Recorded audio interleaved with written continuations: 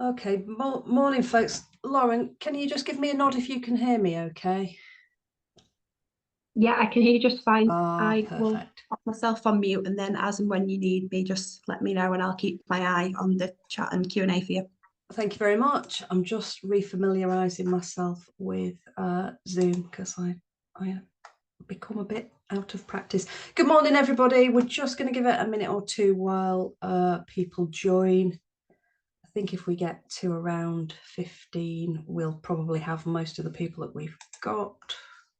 Oh, I have to allow you to talk. We'll use the chat Q&A functionality, please, and just a chat is disabled.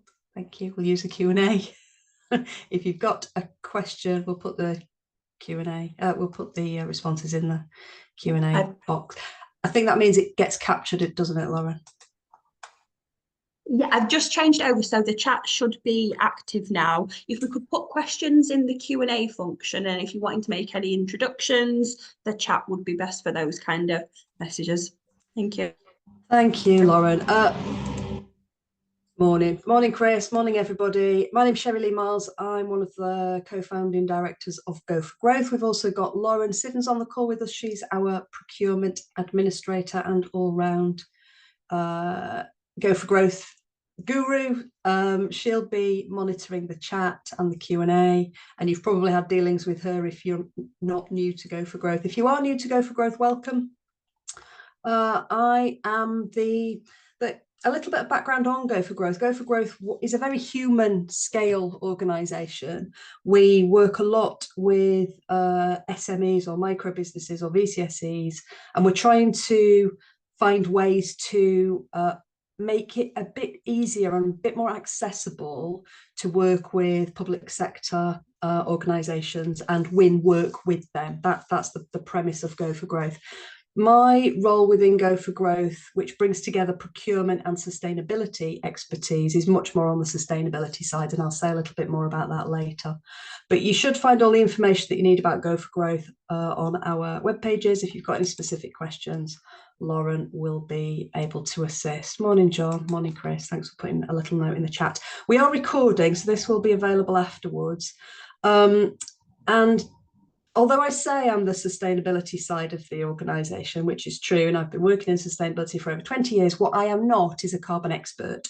So if you've got specific questions on carbon emissions or conversion factors, or you want to know about a specification of a particular ground source heat pump, that's not the kind of conversation we're having. The kind of conversation we're having this morning is a really practical overview that takes something that feels big and tricky and makes it a little bit hopefully feel a little bit more manageable. That said, we might be able to signpost to people with that technical expertise, but what we never know is who we're going to get on these calls. So it's a little bit we kind of see who we've got, what questions we might have, and what things you might need to unpick and how we can help.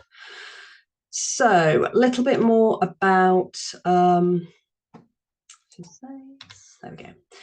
So the way I talk about sustainability and the way we think about sustainability is as a really holistic activity. So it's something that encompasses the whole. It's not just environmental stuff, in the same way that although we talking about net zero carbon this morning, carbon is only part of a broader sort of sustainability piece.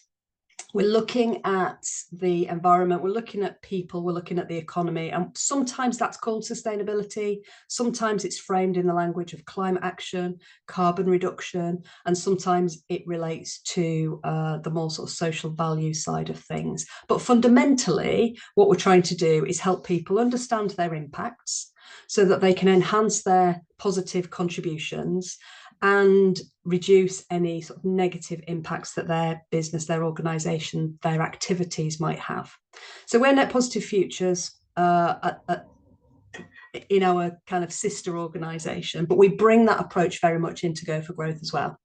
So we'll talk about carbon and sustainability through that lens, really. Yes, we are trying to reduce carbon, but there might be opportunities to link that to other activities as well. And I guess the best example with a really carbon specific focus is that saving energy is often also able to save money. in some ways. So what we're going to do this morning, we've got 45 minutes. We're going to outline what we mean by net zero, including some drivers for action and why public sector providers need to take action.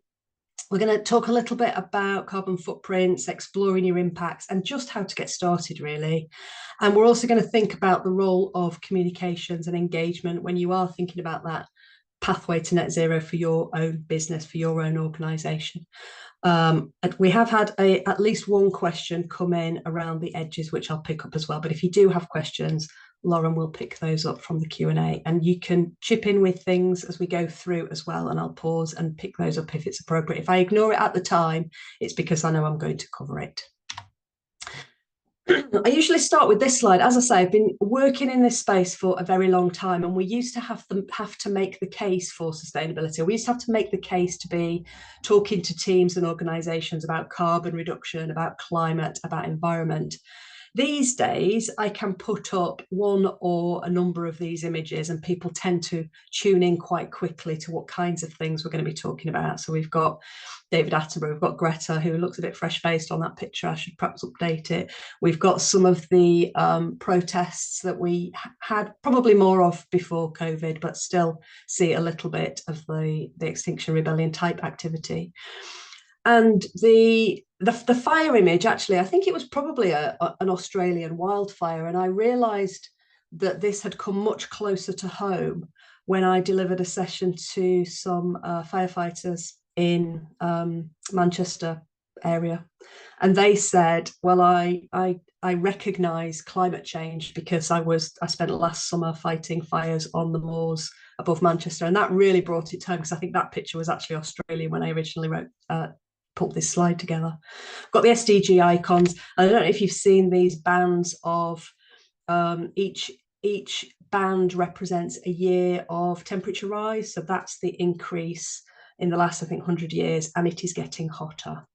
So we do still provide a little bit of context for why we're talking about carbon reduction, rather than just leaping straight to this is how you save carbon, because I think it is important to understand the why of that. But it has become much, much easier. And you'll probably find that with your own teams as well. People do understand that this is something that they should be responding to, that it's important, that it's urgent.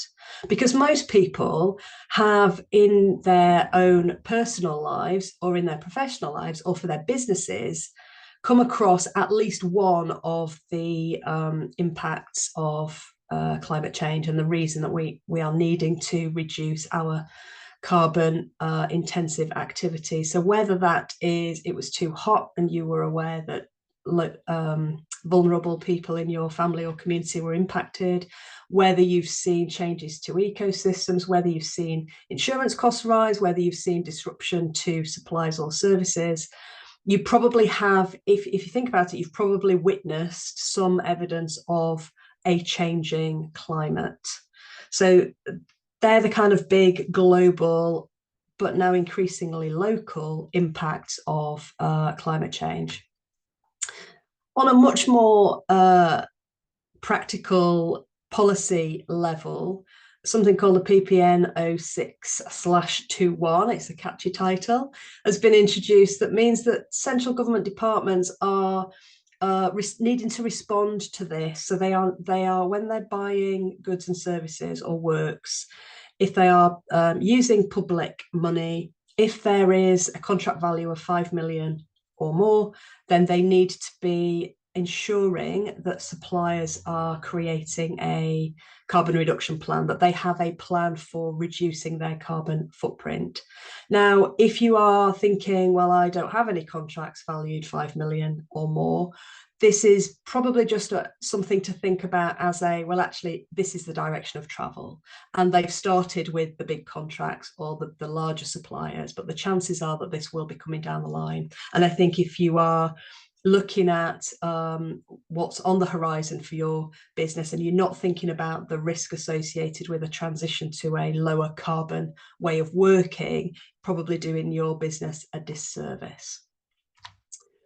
So the way we think about this is we take these big, complex global challenges, and climate change certainly is one of those, and think about how we can make that into a scale that we can deal with, both as a kind of human from a not getting too overwhelmed by the scale of the challenge, but also, well, what can we do? So we tend to encourage people, and I use this slide on almost every presentation that I give, and you're very welcome to steal it. You'll be getting these afterwards. We can look at any big area of challenge or concern and think about actually what are we in control of that might relate to that big global or big complex challenge. And that's where we start. And then as we get better at understanding the things that we're in control of, we stretch that into the sort of sphere of influence. So using Go for Growth as an example, we think about the things that we can do to minimize our own carbon footprint, and then we share what we've learned with our stakeholders, with the people that we're in contact with the people that might look to us for guidance. Now, you can do that on an individual level. This is what I can do, and I might encourage my team to do things. You can do that on an organizational level. This is what my team can do, and this is how I can influence my organization to do things, or my network to do things. But this for me is a really useful way of just bringing a manageable scale to something that's a really big, complex, tricky area. So hopefully that is a useful way of thinking about these big global challenges. And so that's when we talk about this being a very practical session, it's because we are focused on not the high level ambition, but actually what does it mean in practice? And that's where we're trying to help you to get to for your business. So a little bit more of the detail. Again, I'm not going to go through this in a massive amount of detail. This isn't about providing an overview of all of the different things that create carbon impacts, but you need to have a sense of where your business impacts in relation to your carbon footprint come from. But basically everything that we do and everything that we buy and the way that we produce things is likely to have some kind of a carbon cost to it. There will be carbon and other greenhouse gases created by the creation, use, or movement of people, goods, and services. And the Greenhouse Gas Protocol, which is the global way of kind of making sense of all of this stuff, considers these different activities in these three scopes. Scope 1, they're your direct impacts, your company facilities, the things that you are directly responsible for. Scope 2 impacts are where you buy in energy, essentially, for heating, cooling, or to power your operations. And then quite a lot of the quite a lot of the impacts are actually not your direct responsibility, but you will kind of cause them by your activities. So they're what are called scope 3 activities. And depending on where you are as an individual, thinking about how you create boundaries around the different scopes of activity so that you can understand your impact is quite an important part of this. So a little bit more detail on these slides. As I say, we'll share the slides so you'll have this information. And it's another one of those things where it is designed to make it easier, but on particularly for a small or micro business, actually getting your head around some of these things can be a little bit challenging. But it comes back to not necessarily understanding, you don't have to understand the detail of all of the scopes or what's included, but thinking around what your company actually does, how it does it, and where there might be carbon impacts associated. So what do businesses actually have to do? To be perfectly honest, most smaller businesses at the moment are not under massive amounts of pressure to do anything on a very formal, you need to do this basis. What we are seeing, though, is obviously there's that direction of travel that I mentioned, but there is also increasing stakeholder awareness and scrutiny. So it's definitely worth thinking about whether your stakeholders are interested in this and how they they are going to put you under any pressure, that what the drivers might be from a stakeholder perspective to do some of these things. I think increasingly, well, we've got obviously a change of government coming, or we'd expect a change of government coming. So this is a tricky time to be predicting what you might have to do. But as things stand at the moment, we've had a relatively light touch legislative landscape, because although we are under this law to reduce greenhouse gas emissions, I'm certainly not seeing that organisations are feeling the cosh of that.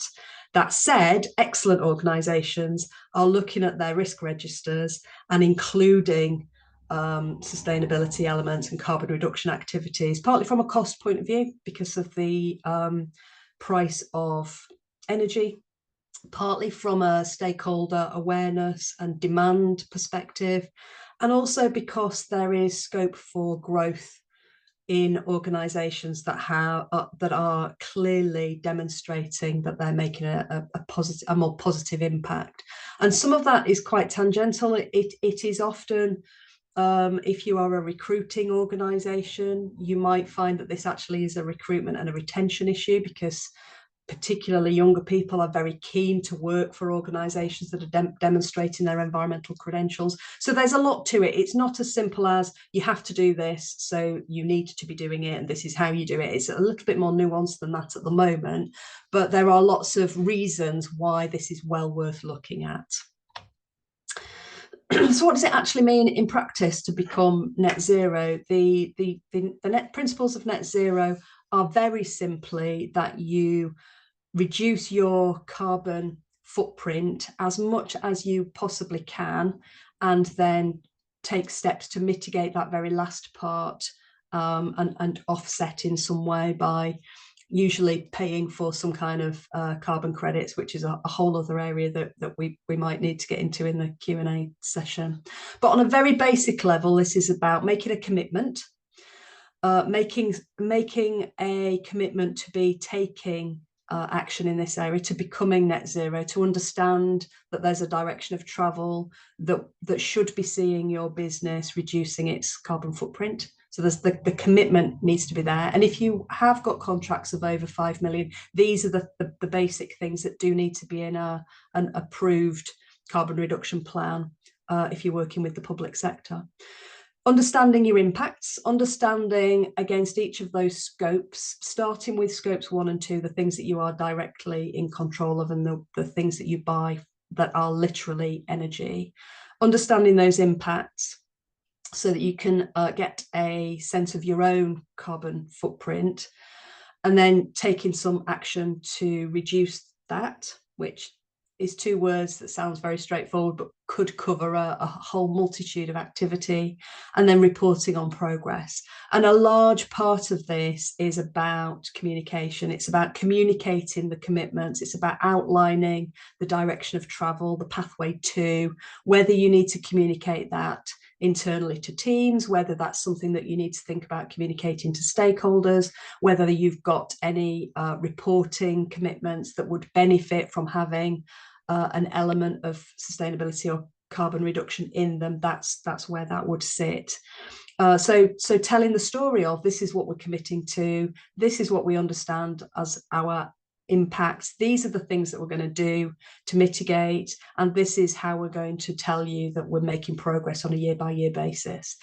The sooner that you can take action, the easier it will be to meet your net zero targets. And what I mean by that is 2050 sounds like a long way away, but if you leave it till 2048, it's going to be very, very difficult to all of a sudden within 2 years make that change. This is something that does need a considerable lead in time, not least because we're well aware that lots of the conditions for net zero are structural, infrastructural, and relate to your kind of local and national landscape. And at the moment there are big chunks where that's just not it's just very difficult or not possible at the moment.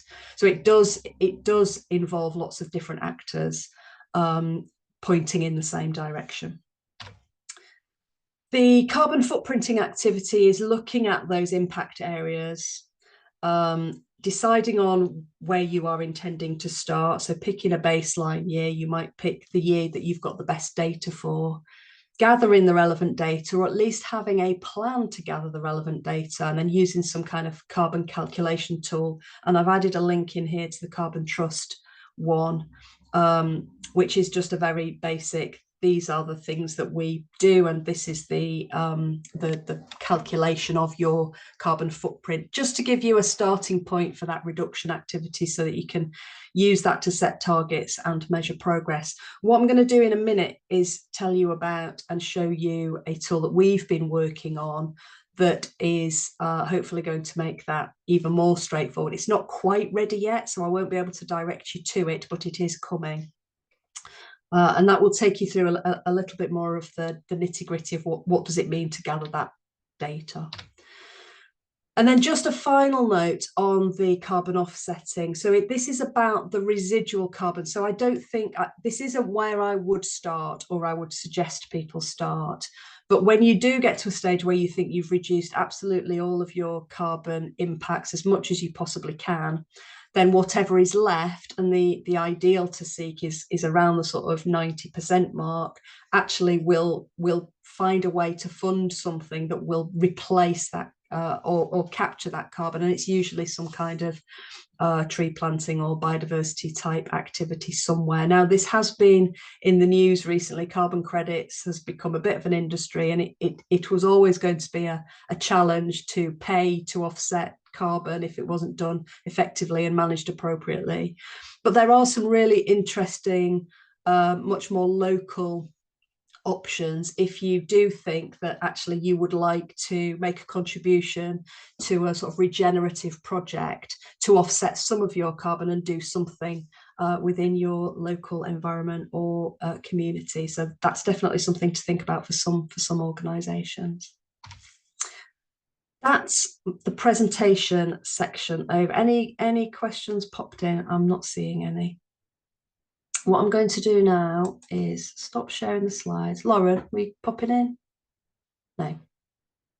No, I was just saying there's no questions in there at the moment. So just a couple of minutes, I guess, to see if anything does come in. But like you've covered, Shirley, we'll be sending out the slide deck and full recording probably at some point this afternoon or really tomorrow. So if any questions that you can't think of right now do pop into your head at a later time, you are able to drop me an email. Just respond to the follow-up email, which I'll be sending later today, like I said, and I can get in touch with Shirley and we'll get you a response. Thank you. So we did have a question, which was a good question, which was about whether I could suggest any kind of useful accreditations, particularly if it was related to a league table and ideally with costs. It might come as no surprise that there isn't an easy answer to that, because it very much depends on your sector and your business and what you're actually trying to do with that accreditation. But the accreditation side of things for your so-called sort of green activity, eco credentials, is a really important thing, and I will just touch on that for a minute or two. So you've got your big formal global international standards, so ISO 2400, which is the environmental management standard. You might, if you were a relatively large organization, look to do something very formal and have that audited, externally validated, basically. They're not cheap options. They can be very expensive. You've also got things like B Corp, where again, it's a rigorous set of standards, it's externally verified, but it's much more likely to be a business where the focus of their marketing, or they want to build their brand around those eco credentials. If you're in a specific sector, it might be much more sensible to look at sector specific options. So if you're a coffee company, for example, then looking at fair trade type accreditations might be more product specific. And if you produce product or a range of products, it might be that what you choose to have externally validated or verified is the eco credentials of those products. So there are lots of different options. I think what I would urge you to do is think about, what do you actually want to achieve with that accreditation? Is it something quite formal? Is it a certification that you can use in bids or on your website or in your company information? Or is it something that tells a story about your activities or where your raw materials come from? So I realise that's not an easy, this is the answer, but that's because there just is not one answer. And I would suggest you have a little bit more of a think about it. There are lots of them. They're many and varied with different levels of scrutiny, and there is a range of options. So it's a bit more something to explore. Hopefully, I don't know whether the person that asked that question is on the call, but hopefully that does help a little bit. What I'd like to do now is show you, we've been working, we know that this is really tricky, and we've spent our whole careers trying to make it as easy as possible for people to take climate action or sustainability action. I want to show you a tool that we've been developing, which is part Carbon Calculator, which is similar to the calculator tool that's the link in the presentation that you'll have access to later, but also creates a carbon reduction plan for your organisation. And I really want to show you it, partly because we've developed it and we think it's quite cool, and I'd be interested to hear if people thought it would be useful, but also that it will take you through and give you a sense of what is the sort of, when we say gather the data, what is it data on? Because they're the bits that people are less frequently sharing. And when you say make a plan, what kind of things would be included in a plan? So I'm going to share where we've got to with that. Just let me get the right page up.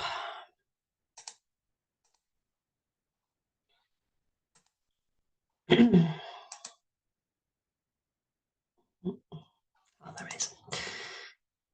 So this is just a demo version at the moment, but what we are proposing is, and this would be free to you, all of our support is free, and none of our offer is about, you know, getting you to a point where we're going to charge you for something. That's not how we operate.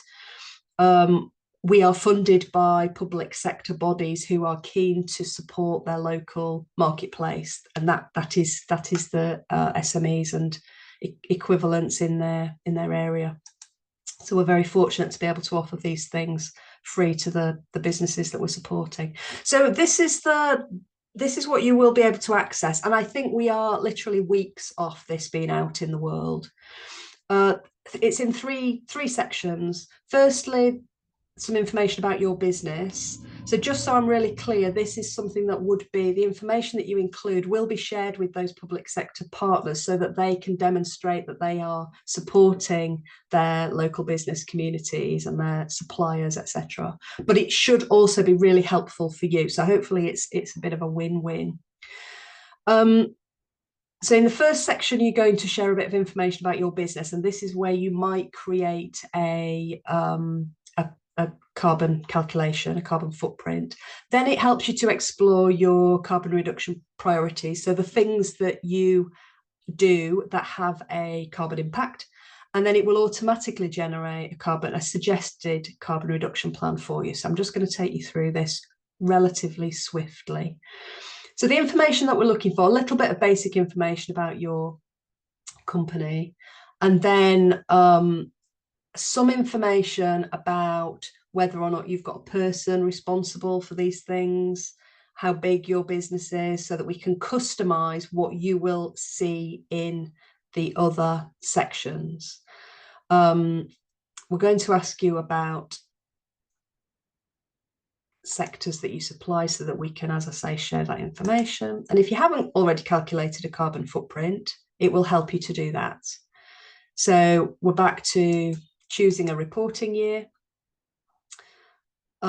indicating your turnover. And again, this is so that we can, from a provider, from a public sector organisation point of view, they are under pressure to demonstrate how much of their impact, their scope 3, if you remember from that scopes piece of work, is something that they can influence. So that's the reason that we're asking for business turnover. In terms of the data that will enable you to develop a carbon footprint, it's around energy use in your buildings. So energy that you've procured from the grid, gas you've consumed, any district heat, oil, coal, etc.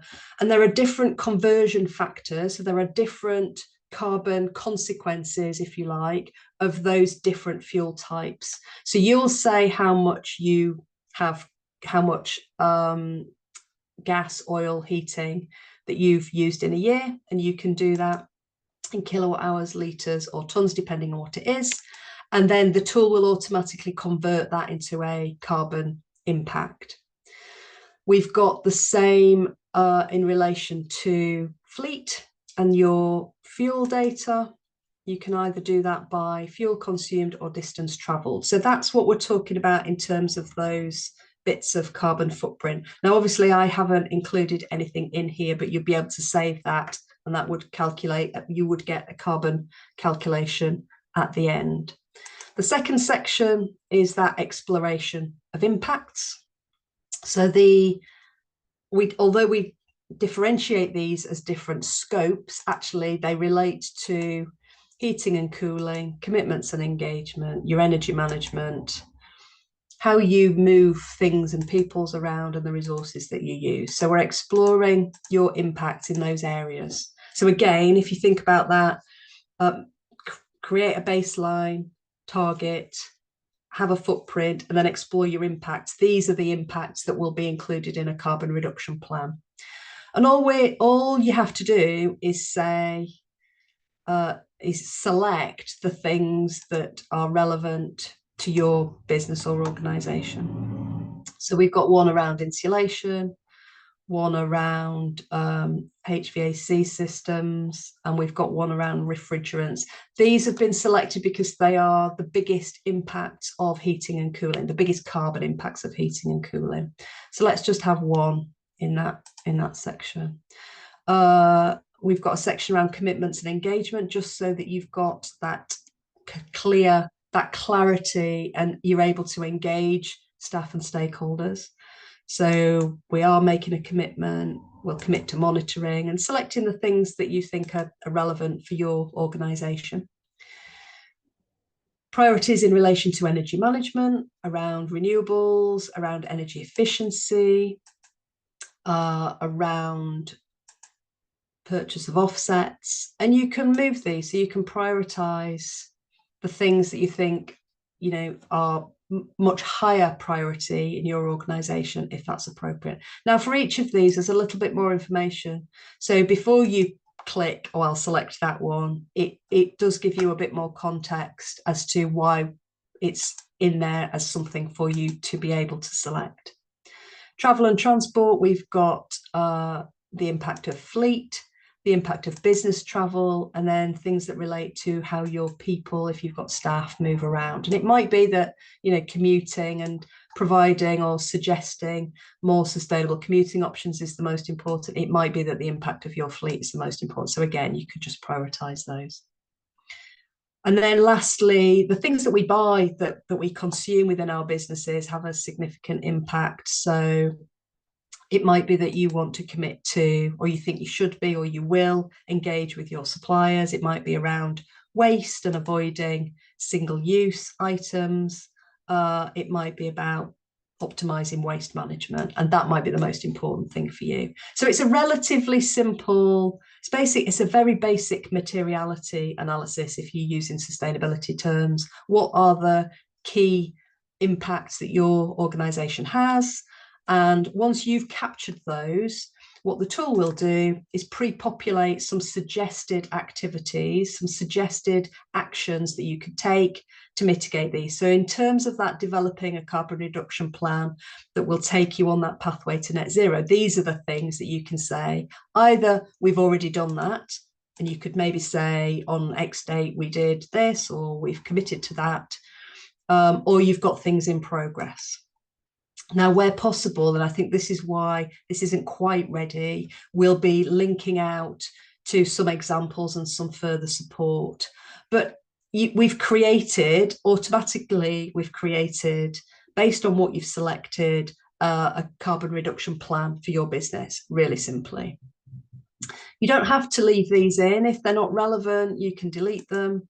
If you've got something that you want to add as a completely bespoke action. So these are some kind of starter for 10 activities, but you might be already well on your way to having a carbon reduction plan, and you could include some of your own things or something that's really specific to your industry or your business, so that you can add those in.